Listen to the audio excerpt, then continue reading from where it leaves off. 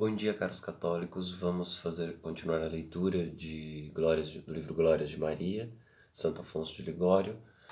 Estamos na página 219, mas antes de continuar, vamos fazer alguma oração. Em nome do Pai, do Filho e do Espírito Santo. Amém. Pai nosso que estais no céu, santificado seja o vosso nome, venha a nós o vosso reino, seja feita a vossa vontade, assim na terra como no céu. O pão nosso cada dia nos dai hoje. Perdoai as nossas ofensas, assim como nós perdoamos a quem nos tem ofendido. E não deixeis cair em tentação, mas livrai-nos do mal. Amém. Ave Maria, cheia de graça, o Senhor é convosco. Bendito sois vós entre as mulheres, bendito é o fruto do vosso ventre, Jesus.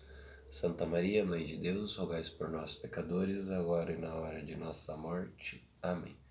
Glória ao Pai, ao Filho e ao Espírito Santo, assim como era o princípio, agora e sempre. Amém. Santo Afonso de Ligório, rogai por nós. Em nome do Pai, do Filho e do Espírito Santo. Amém. Continuemos a leitura. Não seria idônea, Mãe de Deus, se tivesse alguma vez pecado, porque a idonomia da mãe teria redundado no filho. E, ora, se Maria, pecando venialmente uma só vez, o que não priva a alma da divina graça, não teria sido mãe idônea de Deus. Quanto mais se Maria tivesse sido ré na culpa original, que se teria tornado inimiga de Deus e escrava do demônio? Por isso, diz Santo Agostinho, naquela sua célebre frase que, tratando-se de Maria, não queria levantar questão nenhuma sobre pecado, por respeito àquele Senhor que ela mereceu por filho e por quem teve a graça de vencer em tudo o pecado. De tal modo que devemos ter por certo que o Verbo encarnado escolheu uma mãe tal qual se convinha, e da qual não tinha nada para envergonhar. Como fala São Pedro Damião, Cristo escolheu uma mãe tal como merecia ter, da qual não se envergonhasse. Igualmente Procolo, em meio a entranhas que criará, sem nenhuma nota de desonra, residiu. Não foi óbvio a Jesus ouvir-se chamar pelos judeus de filho de Maria, em sinal de desprezo. Não se chama Maria a sua mãe? Ele, uma vez que ele veio à terra para dar exemplo de humildade e de paciência, mas sem dúvida, por sua vez, ter-lhe-ia sido óbvio se dos demônios pudesse ter ouvido. Não foi pecadora sua mãe? Acaso não nasceu ele de uma mãe pecadora e outra hora nossa escrava? Teria sido indecência até mesmo nascer Jesus Cristo de uma mulher disforme e mutilada de corpo, ou ainda do corpo possuído por demônios. Mas quanto mais então não é nascer de uma mulher que tenha sido anteriormente disforme de alma, e de alma possuída por Lúcifer.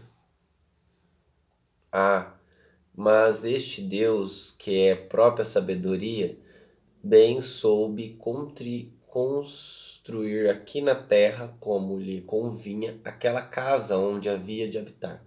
A sabedoria constituiu para si uma casa. O Altíssimo santificou o seu abrigo. Deus,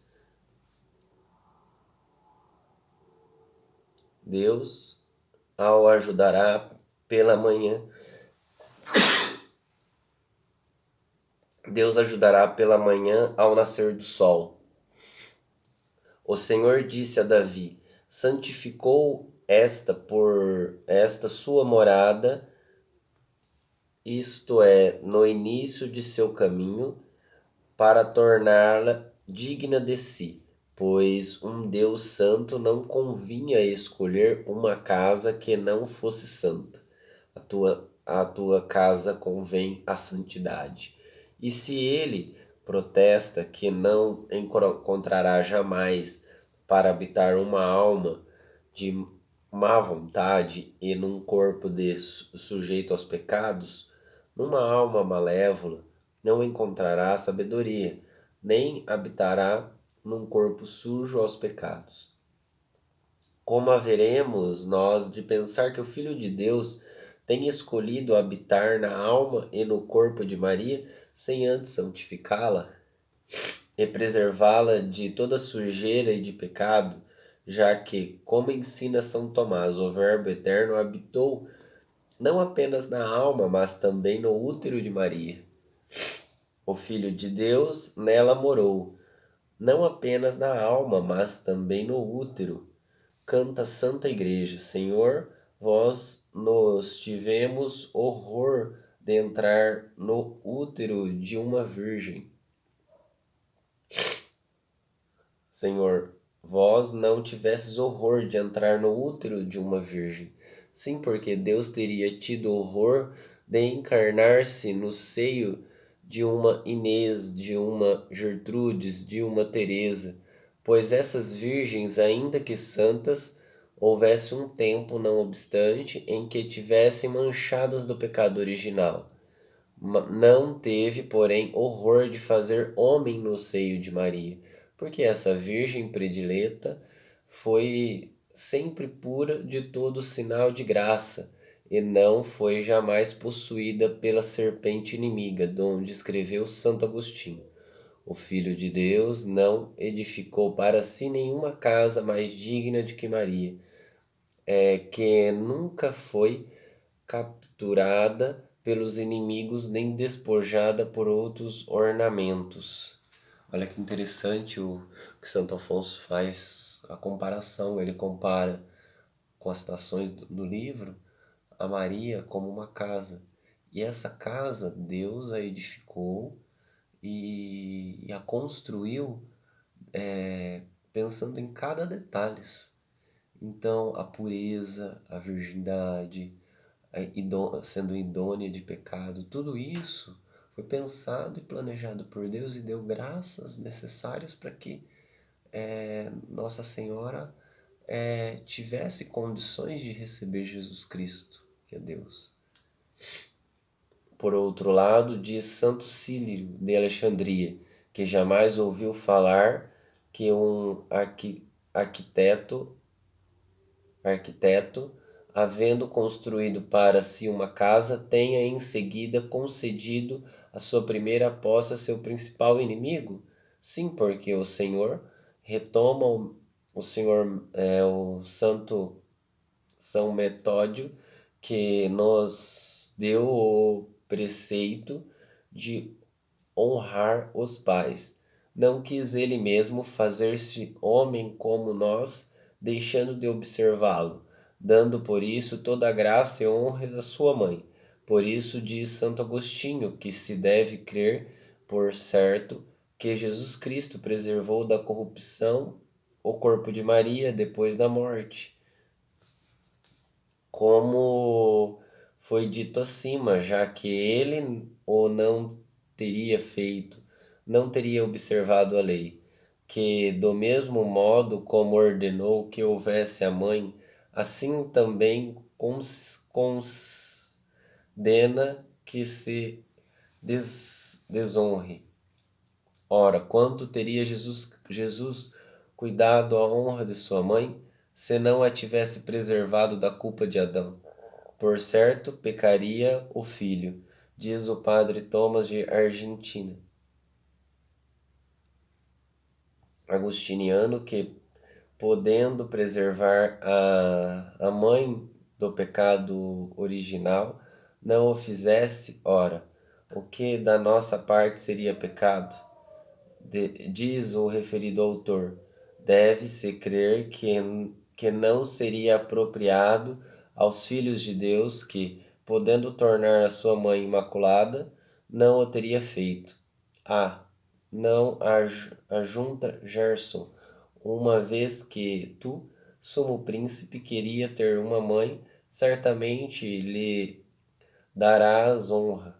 Parecia, no entanto, que aquela lei não estaria bem cumprida se abandonasse a abominação do pecado original, aquela que há de ser nomeada por toda pureza.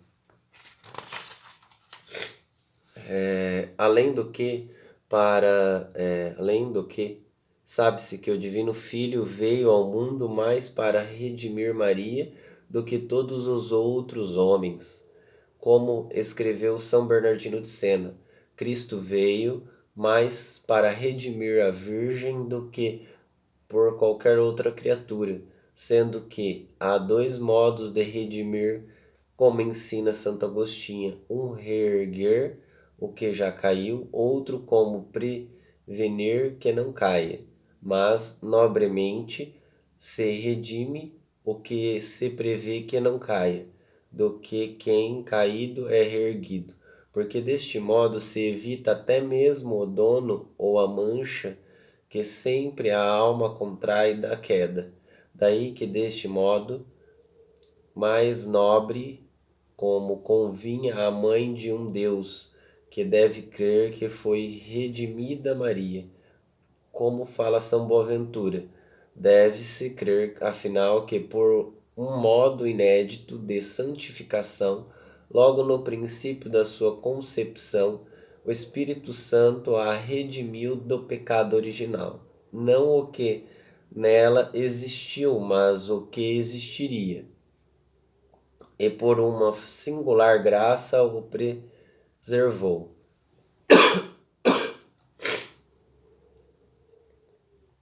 Franzen prova que esse sermão realmente é do Santo Doutor, sobre o que escreveu eloquentemente o cardeal Cusa.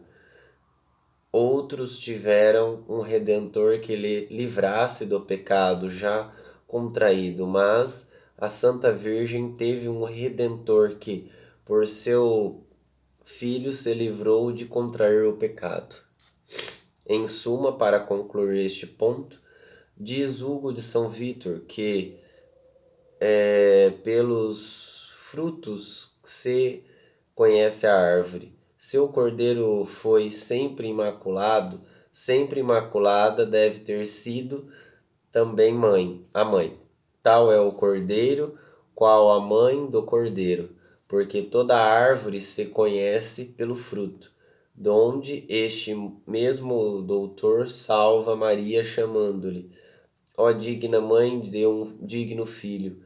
E com isso queria dizer que ninguém além de Maria era mãe digna de tal filho, e ninguém além de Jesus era um filho digno tal de uma tal mãe. E segue dizendo: mãe digna de um filho digno, mãe formosa de um filho belo, mãe sublime de um filho altíssimo. Amamentai, pois, digamo-nos como Santo Ildefonso. Amamentai, ó Maria, o vosso Criador. Amamentai aquele que